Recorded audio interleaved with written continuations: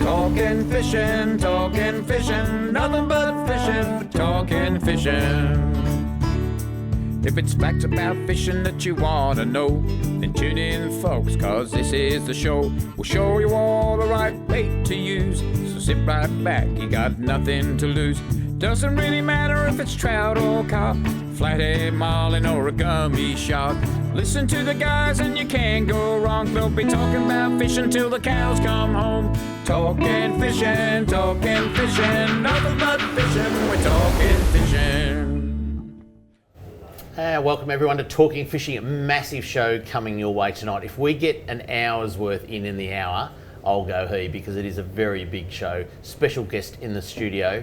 But Adam Ring, a topsy-turvy week again with weather. A little bit of everything. You went camping. Yep, and I managed to pick the night of the worst weather for the week, so that was good fun. Yeah. But the fishing was all right, so it was good. Yeah, there you go. Cara Cummings, you and I did a tour of regional Victoria. We did Eildon on Wednesday and Arcadia Hatchery on Thursday. On the same night that Adam had torrential rain, we had it on Thursday, and I said my shoes are still out under the carport, covered in mud. Yep. What a week! What a couple of days though. Oh, it was amazing, sensational. Yeah, absolutely. Lots to talk about. Special guest in the studio tonight, Anthony Forster is the director of Native Fish Hatchery Project, which is the Arcadia Hatchery. Welcome, Anthony. No stranger to talking fishing. Thank you for the invite. We're going to show so many photos and talk about so many things tonight about the stocking. I guess you put it under the umbrella of fish stocking, don't you? Because that's what it's all about, and having the facilities, the infrastructure, the transport network, all that sort of stuff delivers. What is it? 10 million fish in this year? Yeah, that's our target this year. We're on track too. Yeah. Terrific. Yeah. It'll be amazing if you get there. It will. Some amazing fish. I'm going to get stuck straight into it. Snobs Creek is an amazing place, and Cara, you were there as well on Wednesday. But one of the things that's going to go in to Eildon, we always have brown trout going into Eildon Pondage, don't we? The big brood stock and all that. We've got some photos of what is going to go into Eildon Pondage before Christmas. Let's have a look at this, some photos. That's Joe Dunleavy, who's a member of the Snobs Creek board with Cara and I. That's one of the small ones that's going in. That's a male. Let's go. Look, I mean, these are brought up in ponds and they're just fantastic. There's Kanga, by the way. Keep that one back up there. Back one. There's Kanga. you got to point out Kanga, because how long's Kanga worked there? Forever. Yeah. He's a legend in that. He's a legend. He's the trout man, and he breeds these things. He's going, like, he's texting me going, "Hey Kramer, you want to see what's going in for Christmas?" So that's have a look at that. Wow. I mean, I've got some mates that got guts like that. They just, they've been working 30 years on guts like that. That is a big brown trout. That will be in the pondage before Christmas. But the other thing is, Anthony, I don't know how good that photo comes up. That is one of the tanks with brown trout fry in it. Am I right in saying record year for trout? It's been a cold year, or unusually cool, through spring and summer, so our trout have just gone crazy. Holding a lot of fish. I don't think I've been to Snobs and seen so many fish in tanks. Yeah. It's amazing. And we haven't touched on the natives, because we're going to talk records when we get to natives as well. That is amazing. But, folks, let's have a look at what's been caught by the people at home. It's time for Catch of the Week. Catch of the Week, brought to you by Shimano.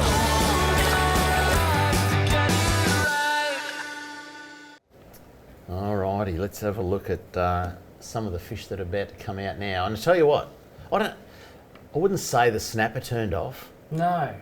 But there wasn't as many caught. There was nowhere near the amount of photos. And Cara, you'll be pretty impressed. There's a lot of regional Victoria and freshwater photos. So good. I don't know what sparked We've been all that, waiting. but yeah. But let's kick it off in Western Port. Steve Johnson is the captain of Ace Fishing Charters. Took the crew out. Have a look at the pile of whiting sitting there. Bag of whiting. Wow. Yeah. Whiting. I think Western Port's really, really going to turn it on, and the fish are bigger in Western Port, there's no doubt. Yeah, and I hope it does, because it's been a little bit lean on the snapper front this season in Western Port. We talk to Steve every week, Dave, on 3MP. And if you haven't had a listen, tune in and have a look on podcast, because Steve gives one of the most comprehensive reports we've ever had of anybody on any show. Doesn't take a breath for 7 minutes. No, but the best thing is it doesn't sugarcoat anything. No. It just tells you exactly how it is, and it gives you a beautiful snapshot of Western Port every week. Yeah. So that was on one of his snapper charters. He got a bag of whiting. Have a look. I love seeing these photos, right? John Carroll, have a look at this 70 and 80 centimetre pike. Oh, Wow. Or are they snook, Dave? They're pike. A snook is a long fin pike. We've been through this we've debate had a couple of this years a ago. million times. You see them just flash behind the boat when you've got Yeah. something else on and bang, you're on. They go all right So too. good. They A fly sucker hard. for white lures. Yeah. Hang on. Can I just... just going to write... on my list.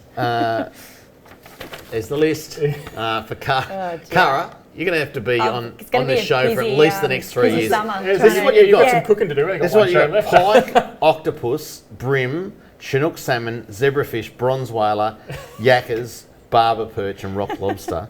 And I can't believe you've done a prawn dish this week. Sorry. That's all good. It'll blow people away, your prawn dish.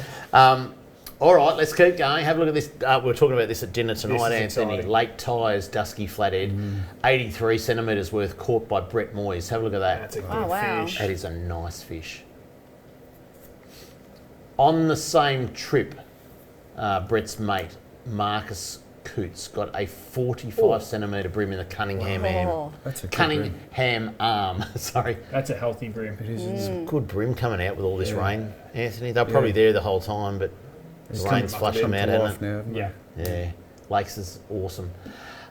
Zoe Clark, first fish, oh I good think on Well her. played, Zoe. At last, brown trout, Lauriston Reservoir.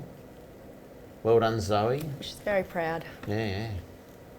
All right, let's go inland. Oh, we're already inland, We are. sorry. Yeah. That was Lauriston, though. Up towards Mount Borbor, there's some beautiful little streams. Yep. There is. And Andrew Kettler got up there and got a lovely, beautiful wild That's a brown good trout. fish. Nice. So good. Colours on that. Yeah. Be happy with Beautiful that, wouldn't fish. Yeah. Andrew gets it done. He does that. He does a different bit of everything. styles of fishing. Just Yeah. immerses himself in everything. Yeah. It's unreal. All right, this is unusual, Oh. although it's definitely out of a farm somewhere. Mark Anand got a tiger trout Oh, out of the wow. Stevenson's River. Aren't they cool looking? They're super cool. Yeah, that is interesting. Is Mitch at Buxton producing them? He or- might well be. Yes. Yeah, I reckon there's just one jumped over Maybe. the wall. Yeah. Most likely. I think it was where the little Stevenson meets the Stevenson, Yeah. so likely it's out of one of the Interesting things there. fish. But no, nice to get that. Cara, tell us about this one. Stella got a rainbow trout in Nursery Reservoir. She did. You sent this one was- in. I I think. did. This was Stella's first fish. Is and it? What a fish to catch. Take that out. She's now hooked. Where's Nursery Reservoir? Macedon. Ah, nice. Look Yeah, at the jaw so- on that fish. Yeah. I know. Yeah. It's like a mini big male rainbow. Yeah, it is. Stunted male Yeah. big rainbow. Yes, anyway. All right, let's get into the real stuff. Not that they weren't real, but this is real. Have a look at this. 107 centimetres of Murray cod Oh, caught wow. by John Big McKinlay in the Goulburn Wow. River Yes. at Yambunna. Is it? Yambunna? I think you say it like that. That's a Yambina? big cod. Far Yeah. out. All right. It got better. Have a look at Neil Templar's fish. 110 centimetres of Murray cod in Mathara. Ooh, the dark. Oh, Nice. Mathara's a nice plot. Look at the head on them. I know. Yeah. Aren't they Look at incredible? the distance between the eyes. Incredible. Like, they are good It's fish. such a That good looking is. fish, Murray cod. Mathara, would that be a wild or a stocked? I reckon it probably wild fish. Yeah. Yeah. Yeah. Yeah. That's the Murray. In the Incredible, Murray, isn't it? Yeah. Yeah, we don't Yeah. stock the Murray. Yeah. If you'd like to send in a pic of your catch of the week, this is what you have to do. If you want to be like me and have your photo on TV, email your fishing pic to info@ifish.com.au. Go Pies! Yeah, I wanna go fishing. And coming up next, fisheries news, and we take a look at Arcadia Fish Hatchery with Anthony Forster. Next on Talking Fishing. Talking fishing. We know what you'd rather be doing. We know what you've really got in mind. We know you'd rather be out fishing, and today's the day you're gonna wet a line. 'Cause every day's a good day. Stop wishing. Every day's a chance to drift away. Drift away. Every day's a good day for fishing. See you down at Tackle World today. Talking fishing, nothing but fishing, we're talking fishing. Live from the studios of Channel 31 Melbourne, it's now time for some very fishy news. Welcome back to Talking Fishing. Anthony Forster in the house from the Victorian Fisheries Authority. Going to talk all about the Arcadia Native Fish Hatchery very, very shortly, but a little bit of news before we do that. The headline, first one is, record 1 million fish stocking for Lake Eppalock.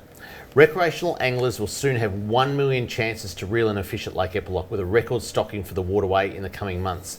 Set to improve freshwater fishing for decades to come, the 1 million fish stocking is part of an Andrews Labor government promise to stock an Australian record 10 million fish across the state by April 2022. It is also a key component of its $35 million Go Fishing Victoria plan to get more people fishing more often. The Lake Eppalock stocking will consist of 500,000 Murray cod and 500,000 golden perch fingerlings, set to grow to catchable size within 3 to 4 years. The stocking is a milestone, easily surpassing the lake's previous season's records of 200,000 Murray cod and 315 golden perch last summer. This season, other Victorian waterways also receiving record stockings include Lake Eildon, 500,000 Murray cod and 500,000 golden perch, in addition to 200,000 brown trout and 50,000 rainbow trout that have already been released. So that's 1,250,000 fish going into Lake Eildon. Amazing. Out west, Rocklands Reservoir completes the trio of large waterways receiving a significant stocking, with 500,000 Murray cod, 500,000 golden perch to be released. These three major waterways join more than 125 others across Victoria, set to share in millions of native fish this summer, including Australian bass, estuary perch, silver perch, Macquarie perch, trout cod, golden perch and Murray cod. Forgot to mention Chinook salmon. Anthony, that's remarkable. Three waterways getting 1 million fish each. It just, if you look back 25 years, our stocking numbers per year were about 500,000. Per year? Per year. For every Yeah. waterway. And That's total. across the whole, Combined. that's Yeah. across the whole state. three waterways are going to get 1 million each. Absolutely. Wow. Not bad. How things have changed. Yeah, it's amazing. Incredible. Next headline is the Victorian Recreational Fishing Tourism Strategy is out now. The Andrews Labor government has released its Victorian Recreational Fishing Tourism Strategy, showcasing the diverse year-round fishing opportunities on offer across the state. The strategy was an election commitment and is part of the government's $35 million Go Fishing Victoria plan, aiming to position Victoria as Australia's premier recreational fishing destination with some of the world's best multi-species, multi-region fishing tourism locations. I reckon it's already there. I mean, we have got magnificent fishing in Victoria. The 10 locations identified in the strategy, as well as the fish species to target at each of them, includes West Coast blue barrels, Lake Eildon cod mecca, Gippsland Lakes and Malakuta, Sunset Country, Central Highlands Trail, Bananga Trail, Aussie Bass Trail, High Country, Southwest Trophy Lakes and the Grampians and Port Phillip Bay. The strategy will implement 53 recommendations over the next 5 years and provide a vision, goals and priority areas for further developing fishing as a pivotal contributor to Victoria's visitor economy. Victorian Fisheries Authority is leading the strategy's implementation in partnership with regional tourism bodies and shires. And if you want to have a look at it, go to www.vfa.vic.gov.au/tourism strategy. Good stuff. Bit of good work there, Anthony. Yep. Going to put Victoria on the map, I reckon. Internationally, perhaps. Yeah. Yeah. Wait till Tarago brown trout's added to it, I'll tell you what. Best in the world, brown trout. And lucky last, get this one done. Middle Brighton Pier reopens in time for summer. Andrew's Labor government has completed works to repair and strengthen the Middle Brighton Pier, with the local attraction reopened to the community in time for summer. The completion of the pier follows an extensive 10-month works program to strengthen a 340-metre section between the foreshore and the marina entrance and replace deteriorated concrete deck panels. Funded through the government's $24 million Piers and Jetties economic stimulus package, the repairs make the pier safe for everyone to use again, including pedestrians, swimmers, boaters, sailors and anglers. In addition to these repairs, maintenance dredging within the harbour to remove a build-up of sand is also complete to prepare for the peak boating season. So well done, got that one done. All right, let's get into the stuff about Arcadia. Let's have a look at this, Anthony, because this is going back to, did you say 2018? 18, yeah. Let's have a look at this.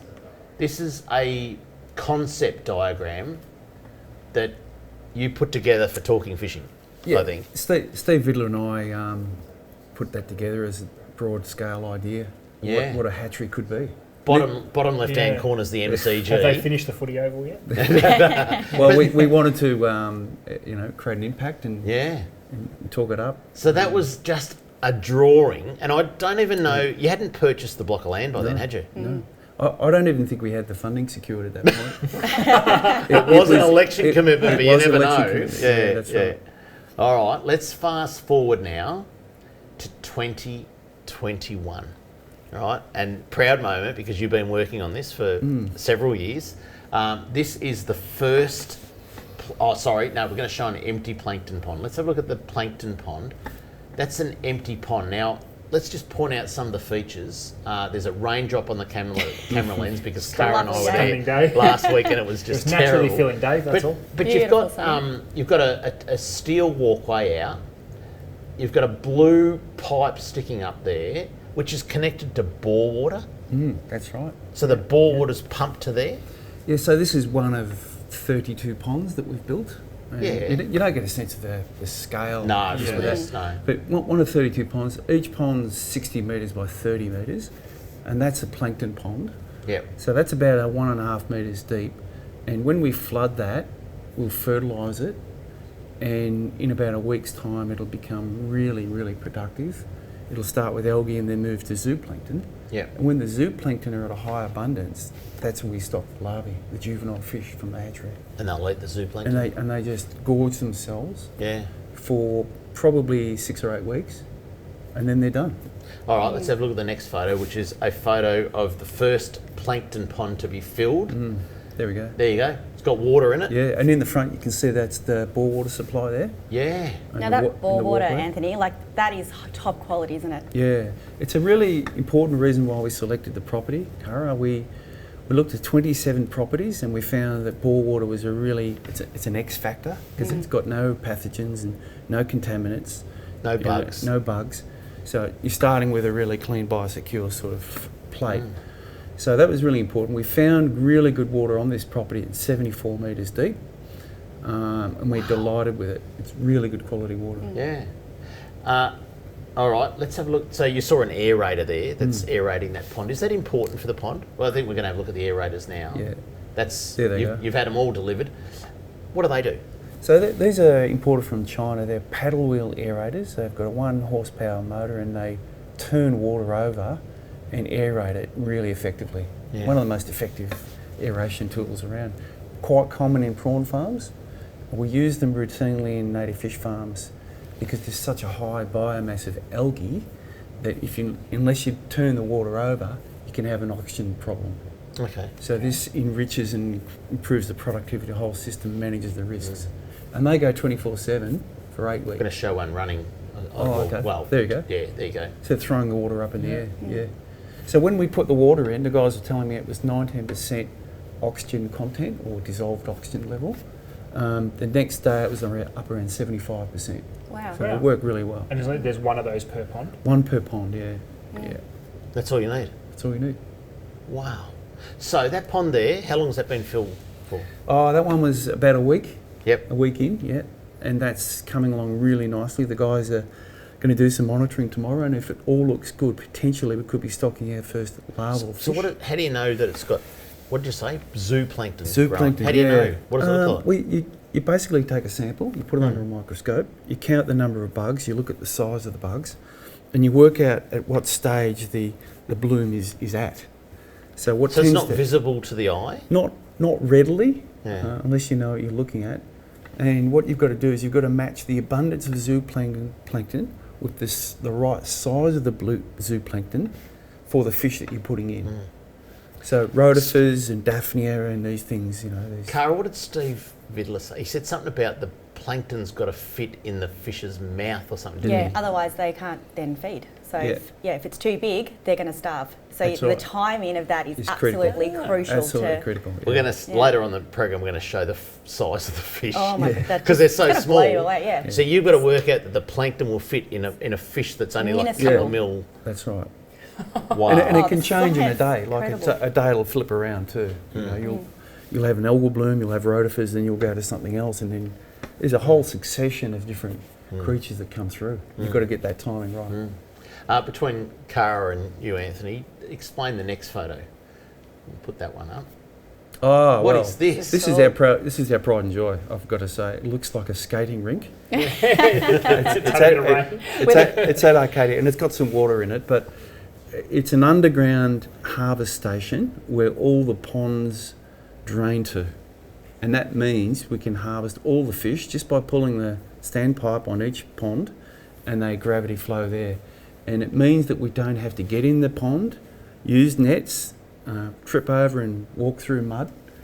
They just come to us. So there's And no handling of the no fish. handling, Like there's, exactly right. Which means the fish are going to come out a lot better, and they'll thrive once we let them go. So it's a really good. So the fish travel through a innovation. pipe from the They do, pond yeah. to that point. Yeah, and the pipes are really quite large pipes, and in some cases they're travelling 220 metres to get there. Oh wow. Yeah, and it's all been landscaped so that it falls perfectly.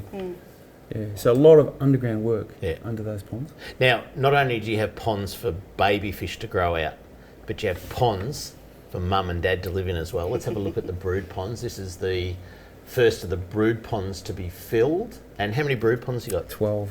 Yeah, 12 okay. brood ponds. They're ready to go. Yeah, they're almost ready to go. We've filled them once. Well, see that swirl yes. there? That's the bore water Coming filling in. it, isn't it? Yeah. That's right, yeah. So what do you have to do to get those ponds? Like obviously they're not the same as getting it ready for, the For plankton and things like that. Is there anything drastically different, or can you well, just put the bore water in and let They're them go? deeper. They're deeper, Adam. So they're about 2.5 metres deeper, or 2.5 metres versus 1.5 metres. Yep. And like anything else, you've got to get the best out of nature. So it takes a while for the ponds to condition.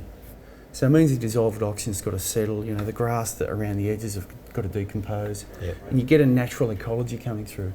Yep. And when you start getting an algal bloom and your DO levels come up, then you can start putting yabbies and shrimp in, and that's the reception for the broodfish when you put them in.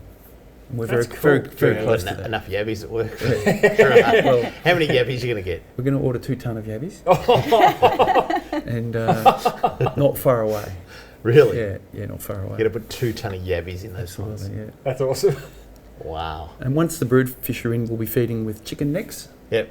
What about leather jackets? I've had my We were up at Snobs Creek once, Cara. This is going back a couple of years. They were full leather jackets, Yeah.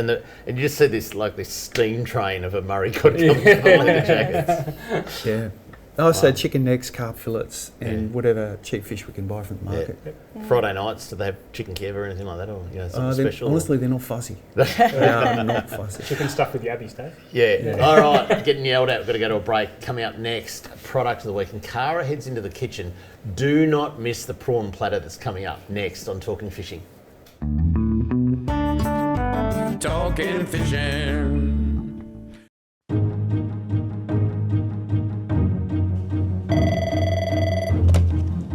Good morning, spotters. Stephanie speaking.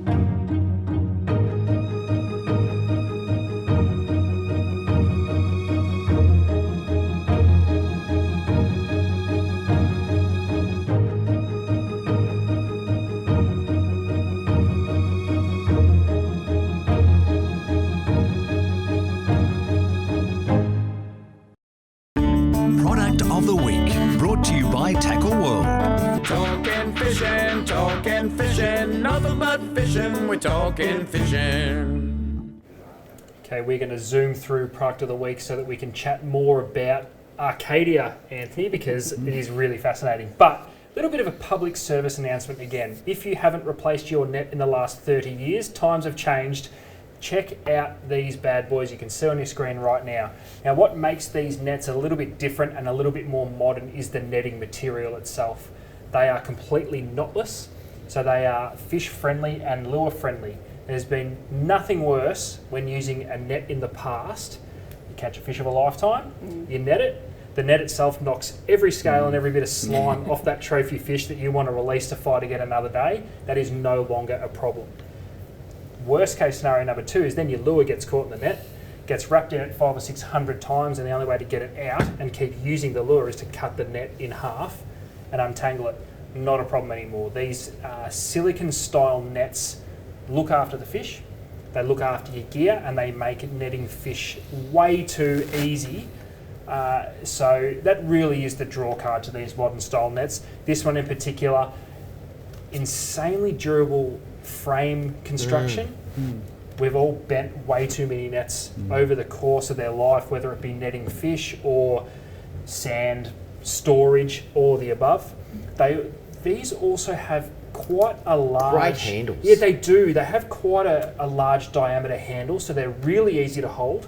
They make them in a heap of different sizes, from really short handled nets for those superstars in kayaks, all the way through to your neck of the woods, Cara, with these enormous Murray cod nets. I was going to say, this is a little bit small. That will easily fit a 1 metre Murray cod in there. So this net in particular that I'm holding here is new on the market, just with those little upgrades. Now this as well, because this is a point that gets overlooked a lot on nets. The stitching around the net that holds it onto the net head, extremely durable, and the nature of the netting is it won't tear or rip. So that is a net that you can comfortably hold onto for the next 10 years, not have to upgrade at all, and enjoy every single fish you catch for a photo opportunity or to fill the esky, whichever way you are inclined. So they're the new fish-friendly nets. They are in tackle stores now in every size you can think of. Can we just test to see if the net did what Cara did last week? Because beer's been banned from the studio, right? There's no beer in here. In fact, there's no drinks on the bar because Cara had us banned last week. But let's just see if someone knocked their stubby. Yeah, so you're going to knock it or throw it? Would the net catch it? Yeah, easy. No, so you didn't even... Cara, that would have come We needed that last We're week. going to Cara set this could've up done on the one of bar and it's just going to sit right there. Don't worry.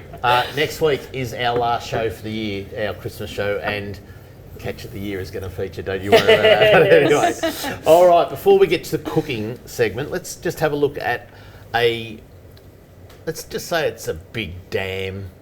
It's called Arcadia Pondage now, Anthony. Let's have a look at the photo. This is Arcadia Pondage. So last time I was up there, it was empty, had no timber in it, and now it's chock-a-block full. How did you get it full, and what are you going to do with it? Well, the dam was already there. We bought the property, and it's a 50 megalitre dam, but it's been empty for a few years. And we've decided to turn it into a fish out facility where kids and families can come and catch fish and visit the hatchery and go to the visitors centre, which we're building at the front of the property. And we thought barbecue facilities. Absolutely, and playgrounds for the kids and things of that nature, walkways, lots of interpretive signs. Yep. So part of that mix is get people excited about native fish and encourage them to take, or the kids to take their families up and catch a fish. So what will be stocked in there? So we're going to stock native fish, Murray cod, golden perch, possibly silver perch as well. Oh wow! Trout cod? Possibly trout cod. I mean, honestly, we want to put as many native fish as we can in there to give people a glimpse, an opportunity to see, feel, touch, hear about and feel what they've seen in the visitor centre. Yeah. Make it real for them, cool. I guess. Yeah. So they catch and cook, It'll be the equivalent catch, of release. the Yilden Pondage. Yeah. Not as big, but Will. it'll be the Yilden Pondage. And maybe some ex-broodstock might go in there. And by the way, 1 tonne of yavies are going in that as well. 1 tonne of yavies. We've already ordered them. So we can go Crazy. yabbing. That is that is crazy, absolutely crazy. All right, if you're thinking of doing a prawn platter on Christmas Day, have a look at this. It'll make you change your mind and do something special. Well,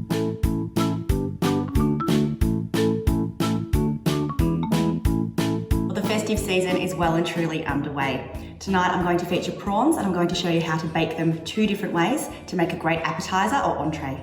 The first dish that we're going to make is a honey, orange and sesame prawn, and the second one will be prosciutto wrapped prawns. To get started with our honey and orange prawns, into a microwave safe bowl we're going to put some butter and squeeze the juice of an entire orange. And we're going to squeeze in some honey. Pop this in the microwave until it's just melted through. And to this we'll sprinkle some sesame seeds. And then we'll toss our prawns through this marinade. We'll let those sit for about 10 to 15 minutes. So whilst our honey and orange prawns are marinating, we'll get prepping with our prosciutto wrapped prawns. So taking a slice of the prosciutto, we'll cut this straight down the centre and then in half so that we've got 4 even strips. Like so. Now I'll put those to the side and I just want to season our prawns. So we'll lay them out and then give them all a good coating of salt and pepper. And then toss those through just so that it coats both sides. And then we're going to take a piece of our prosciutto and starting at one end, firmly wrapping around the prawn, and the prosciutto will stick to itself. And then into a greased baking tray so it doesn't stick. And then they're going to be ready to be baked in the oven along with our other prawns. I'll continue with this and then we'll come back once they're all ready to go. So our prosciutto wrapped prawns are all ready to go into the oven, and our honey and orange prawns I'm just going to now decant into a baking tray. We don't want all the juice, so we'll just drain a little bit of that. And then I'm going to pop these into a preheated oven, 180 degrees, and no more than 8 to 10 minutes.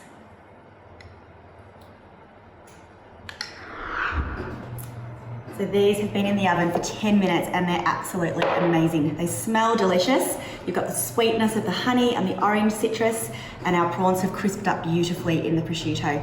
We're off to a Christmas party today, so I'm going to let them cool down and make a beautiful prawn platter to take. Hope you enjoy this recipe.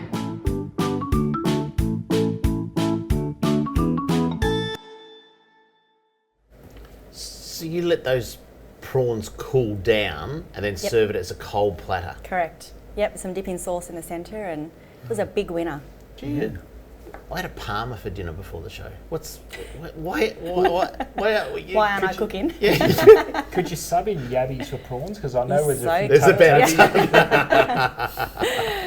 All right, we've got to move on. That is a brilliant prawn platter for Christmas Day. Coming up next, Kramer's Mailbag, and we're going to discuss breeding Macquarie Perch with Anthony Forster next on Talking Fishing. Talking fishing. G'day, Callan here from Paul Worsling's Tackle World Cranbourne. Supercharged batteries have been supplying maintenance-free marine batteries since 2001. The Seamaster Gold range is second to none, delivering superior starting power and reserve capacity. No need to top up with water, truly a fit and forget battery. With up to 2 years replacement warranty, you know you have quality. Your battery is your lifeline. Without it, you're dead in the water because it's bloody hard to push start. I've got a Seamaster battery in my boat. Make yours a Seamaster Gold today.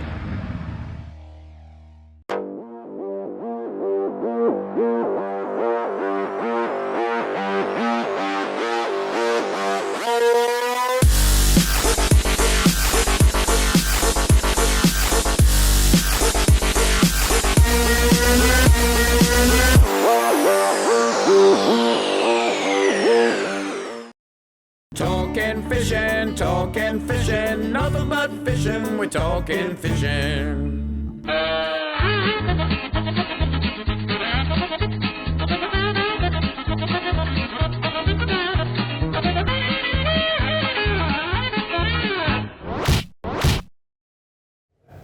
welcome back to Talking Fishing. Anthony Forster in the house from the Victorian Fisheries Authority. Going to talk about breeding Macquarie Perch very shortly, but let's get to a few good mailbags this week. We're getting a running commentary on the building of the Hastings fish cleaning table from none other than Don Newman. He's excited because for 87 years he's had the same old table and they're starting to pour a new one. And have a look at this photo. Here we go. Hi Dave, the contractor set up for a surrounding concrete apron today to be poured tomorrow, which is today, Tuesday. This was originally planned to be gravel, but it's now going to be concrete. The steel structure is scheduled to be delivered this week. Now that was actually poured today, but can't show text messages on the TV without a bit of preparation. But this is Hastings fish cleaning table. I reckon it's going to be done in a week or so. It's fairly big. It's going to be all right. Yeah, it looks cool. Yeah, great facility. Thank you very much, Don, for that. The next one is from Gordon. Gordon writes, this is about Toby that was on the show last week. G'day Dave and crew, great show and community service with the information that you're able to get out to the rec fishing community. Thank you, Gordon. I watched with interest the tagging program that Toby has been involved in. I am all for protecting our marine resources and have raised several concerns in the past with you about overfishing of pippies. One concern that I have with the rock lobster fishery is that to capture and take lobster, you really have to be either a licensed professional or a diver. Why aren't normal fishers allowed to have a cray pot or two like they have in South Australia?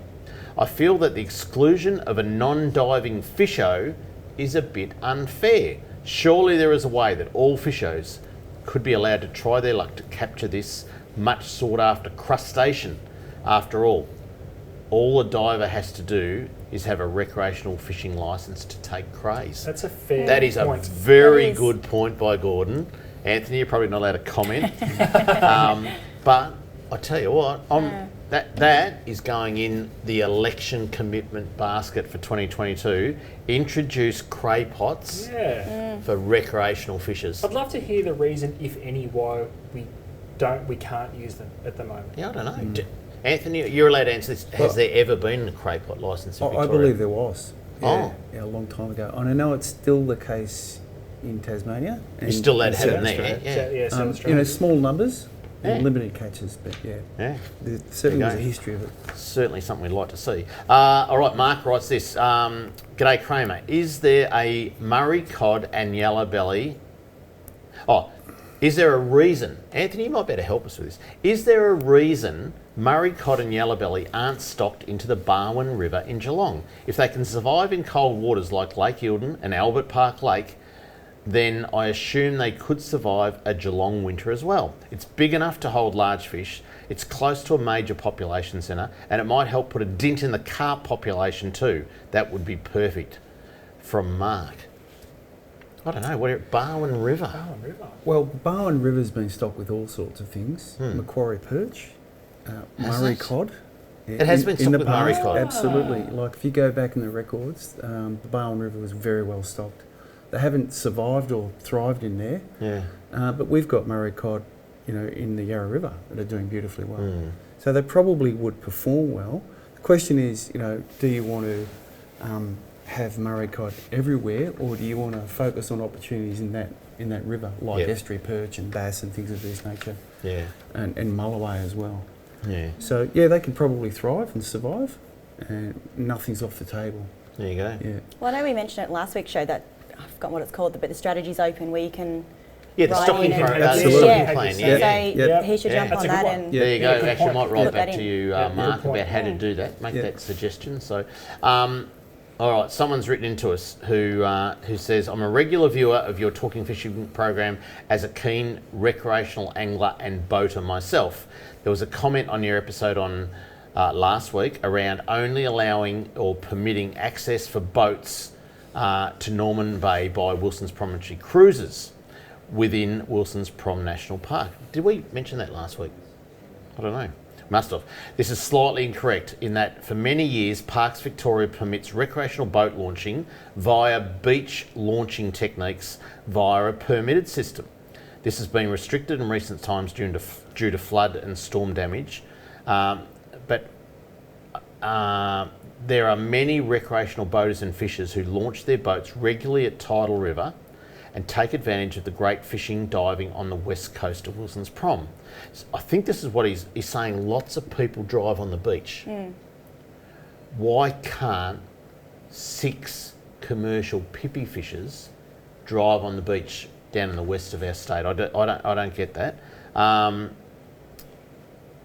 Anyway, apparently lots of driving on the beach at Wilson's Prom. I won't go into any further detail on that one, but lots of it happening at Wilson's Prom, and yet parks are saying you can't drive anything on a track or a beach in Discovery Bay, and the 6 people that have a licence and they have a quota to catch pippies at Discovery Bay in Portland, parks have banned them. They're not allowed to drive on the beach because apparently you're not allowed to drive on the beach anywhere except Wilson's Prom. There you go. If you'd like to write into Kramer's Mailbag, this is what you do. Send your mail to Kramer's Mailbag, PO Box 734, Patterson Lakes, Victoria 3197, or email kramer@ifish.com.au. Cara, one of the things we saw at Snobs Creek was the Macquarie Perch. Yeah. And good to see them because they're rare. Absolutely. Yeah. I've never seen one in the wild myself. Have you ever seen one in the wild? No. Anthony, tell us, you're collecting some broodstock. We've got a photo here of some broodstock. So the broodstock are caught from Lake Dartmouth and sometimes the Yarra River, and they're brought in, mid-spring. Yep. They're conditioned to breed via hormone injection. Okay. About a day later, they come into condition and they're stripped. So they're almost ready to breed almost anyway. ready, yeah. And the timing is critical. Like 1 degree out here or there, a day out can make a big difference. So getting the timing right of wild broodstock coming in is really important. This year, for the first time, we actually got a helicopter to fly the broodstock in from Dartmouth, just to reduce the stress on the fish. So Steve Vidler was saying though the sensitivities and like some of the fish were already done. Yeah, that's some right. of them weren't quite ready. Like it was like Just the you're a day out, you're tiniest, buggered, aren't you? huge. Absolutely. They're temperamental. But when we get it right and all the planets align, they are very highly fecund, so they've got huge numbers of eggs. And one Macquarie Perch can have something like 400,000 or 500,000 eggs in one fish. Now you've got so if you get it right, it goes really well. You've got new incubators. Let's have a look at these. Tell us about them. So these are called downing jars, and these are a modern version of a very old style. And the idea is that the water goes down from the top, hits a sort of a concave base, if you like, and ensures that the water and the eggs are kept in suspension all the time, that they don't sit and stagnate and are vulnerable to fungal infections. So kept in suspension all the time. Wow. The other challenge with breeding Macquarie Perch is they're so small. Let's have a look at these are all the baby macas. I mean, it's hard to tell the size there. And they're, can you see they're a little bit of an orangey colour? Yeah. So they would have been fed Artemia, and they would be, I'd say, ready to go in the ponds. Really? After about a week of feeding, Yeah. But Let's have a look at the size of a Macquarie Perch at 1 week old versus a Murray cod that's 1 week old. It's a great photo. That's a good comparison. Cracking photo. Obviously the macas at the bottom. But they're literally like those little sea monkeys that the kids have. Like they are just these tiny little specks. So that's the egg sac underneath, is it? It is, yeah. And the Murray cod, the one up the top, that yolk sac will last for 10 days, whereas the Macquarie Perch, 1 or 2 days. Really? So they're only a few days old. Yeah, they are. Yeah. So small. Getting back to that thing that you've got to have food that fits in their mouth. Yeah. Like that's the size you're looking at. Yeah. So Macquarie Perch will eat rotifers, which are tiny microscopic zooplankton, whereas Murray cod will gorge themselves on Daphnia, which you call water fleas, for example. And if you get it wrong... How do you get the Macquarie Perch food? How do you do that? You grow it?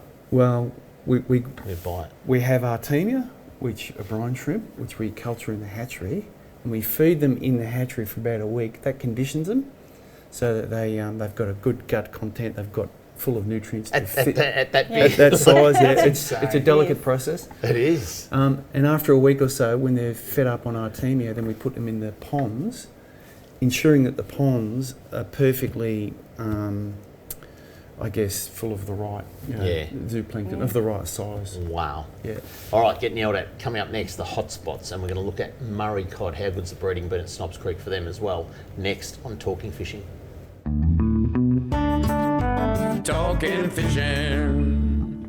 The Beaumaris Motor Yacht Squadron is a trailer boat and social club on Port Phillip Bay. The club has a great range of facilities, including multiple boat ramps, ample car and trailer parking, boat wash and fish cleaning, fishing competitions and boat safety lectures, boating activities and club events, a restaurant and 2 bars. Easy launch and retrieval makes for a relaxing time on the water for you, your family and friends to enjoy. And boating memberships are now available. The Beaumaris Motor Yacht Squadron, the best trailer boat experience on the bay. Talking fishing, nothing but fishing, we're talking fishing. And now the segment you've all been waiting for, Fishing Hotspots, brought to you by the Beaumaris Motor Yacht Squadron, Melbourne's premier trailer boat club. Bit thirsty, but we're just not allowed to have drinks in here anymore. There's a Cara. Anyway, you'll see it. If you missed it last week, you'll see it next week. Make sure you're watching what happened to get beers banned in the studio. Hotspots, all right, let's kick it off. 18 metres of water off Hampton. The snapper have moved, from what they're all saying, they've moved up the northern end of the bay, and off Hampton, you get into 18 metres of water, you'll catch some big snapper. Yeah, just past Black Rock, around Sandringham. It's a bit of a hotspot this week. I tell you one place that's going off, Tutgarook. That is going off with King George whiting. They dredged it yet?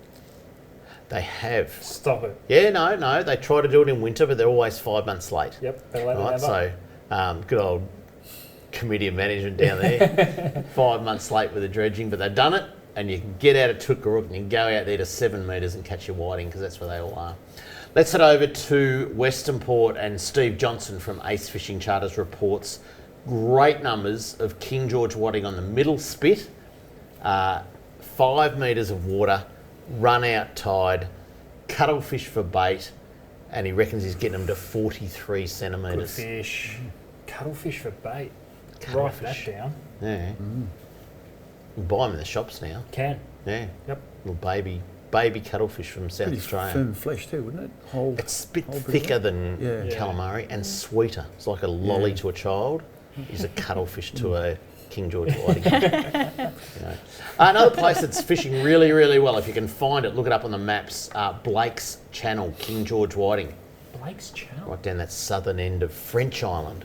Nice. Why do they call French Island, but they call, which is all mud, and they call Mud Island, but it's all sand? I've always wondered that. Anyway, Like I could ride into Greenland and Mailbag. Iceland, isn't it? Yeah. What's what? Greenland and Iceland. Yeah. Yeah. Why is French Island called French Island, but Mud Island, as made of sand, is called Mud Island? Anyway, there you go. All right, the next one, Adam, you're going to have to explain yourself here. This is a first for Talking Fishing. Have a look at this. Lawn, brown trout. Yes, brown trout. What the? Yep, it's the best. You can basically, depending on which way you're looking, you can cast right into the salt water, or you can walk left and catch brown trout. It's one of the most unique fisheries I've ever seen. Tell us about your trip. And it really is incredible, because you can be standing on the beach, like Lawn, some of the best beach country ever. Or Are you talking Erskine River? Erskine. No, this is the Cumberland River. Oh, the Cumberland River, Yes. sorry. And once you walk up the river, you could swear you are in the jungle. It is just incredible. Shallow, wading through the river to each pool. It was tough fishing, but the most well-conditioned wild brown trout I've ever seen in my life. They were just so thick and... Lawn. Unreal. Yeah, you can go for a surf and trout fish in the same day. Where's all the photos? Yeah, maybe didn't send. Yeah. Did it really happen? It happened. All right, lucky last, Port Welsh Pool, big garfish. Luca Netta is a netter down there at the corner inlet commercial fishes. He sends Adam and I photos every week now. Like, they are genuine mini marlin. The length of a cricket bat. They're huge. Yeah. Monster garfish down there at the moment. You can fillet them, they're that big. Yeah. It'd be awesome to go and try and catch them. Yeah, would. I don't think anyone does. Anyway, there's your hotspots for the week. Anthony, Murray cod. Let's have a quick look at some of the babies up at Snobs Creek. Now you can see the tubs in the background. There are tubs with that one tub holds, I think Steve Villa said, what, a couple of 100,000? Yeah, it was 200 maybe? Or 200,000 Murray cod in each tub. It's been a big year, hasn't it? Good season. It's been massive. I was talking to Steve just yesterday about this, and unprecedented numbers of Murray spawnings and Murray cod fry coming through, and it was a strange year because it was cool for a long period of time. We weren't sure that the Murray cod were going to breed, and they certainly bred later than usual, and then it all happened at once. Within a period of 2 weeks, we had something like 25 spawnings. Oh, wow. that's incredible. And the guys were just flat out. And as a result of that, the hatchery's never been full of Murray cod than they are now. And as a consequence, we're now in a position to take 300,000 Murray cod larvae to Arcadia. Oh, wow. That's awesome. So that's the two hatcheries working together. Yeah. A really good model. That's big time. Yeah. And that'll kick Arcadia off. Will. Yeah. Yeah, in the next week or so, we'll start. Wow. Yeah. Have you got, when you get to Arcadia, like, you know, when we saw earlier on the program, you can drain the pond through the pot. Like, is that all? That's all working, and what parks at the end of the pipe? Like, you got a trailer or something? Or, like, what are you going to do about all that? You're on the little Davey stand there with a plastic bag. No, we've got plans in play. We've got a big tractor on order. Yep. With a telehandler, a forklift sort of apparatus. Yeah. We've got specialised bins that we've got. And the idea is the bins are parked under the outlet. You crank the valve, the fish come in. On top of the bin is a filter, so the water gets out, the fish stay in.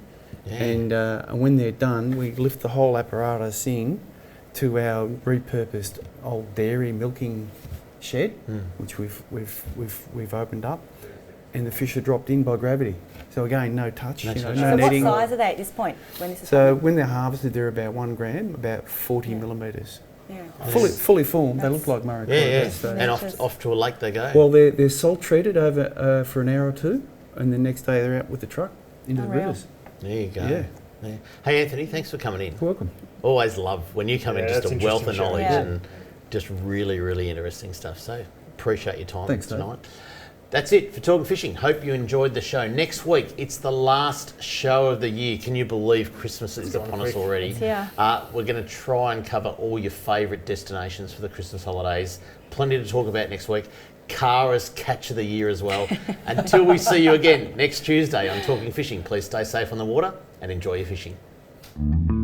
Talking fishing, nothing but fishing, we're talking fishing. We got all you need, just take a look. Watch those fish jump on your hook. So just relax and take your time. Enjoy the show, then drop us a line. Talking fishing, nothing but fishing, we're talking fishing. Talking fishing, nothing but fishing, we're talking fishing. Talking fishing. Have a good weekend, Mr. Walker. You too, son.